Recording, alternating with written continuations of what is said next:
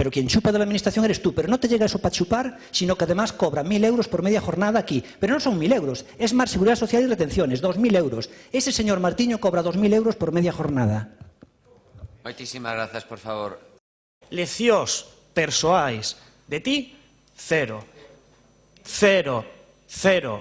Leccións persoais de ti, cero. E despois, deixa de crear fango, a túa máquina do fango, e soltar mentiras. Teño aquí a miña nómina e eu non teño ningún problema en facela pública. Aquí tes a miña nómina dos 2.000 euros que dis que cobro.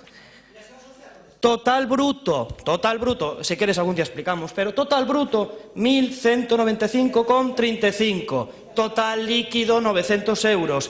E non esquezas que Ourense en Común cede parte do seu salario en doazóns, que non se fan públicas, polo tanto, nós non cobramos nin 800 euros, amigo, que son menos de 3 veces o salario mínimo interprofesional.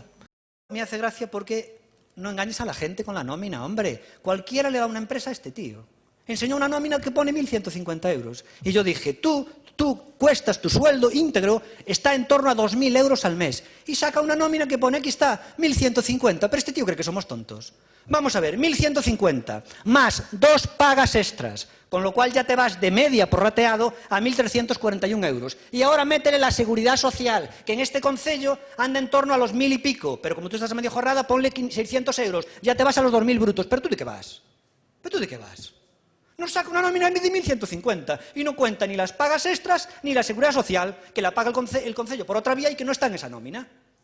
¿Pero tú de qué vas? Cualquiera echado a unha empresa a ti para que gestiones, macho. Se non sabe nin calcular os costes. Grazas, alcalde. Eu acabo de ensinar unha nómina que isto é o que ingreso. E eu rétote a que poñas en riba da mesa canto ingresas ti polo Concello e pola Diputación. Pono en riba da mesa. Despois, quérome sumar a denuncia de que pareceme vergoñento que o señor Pumar non sexa quen defenda esta iniciativa porque foi el o responsable.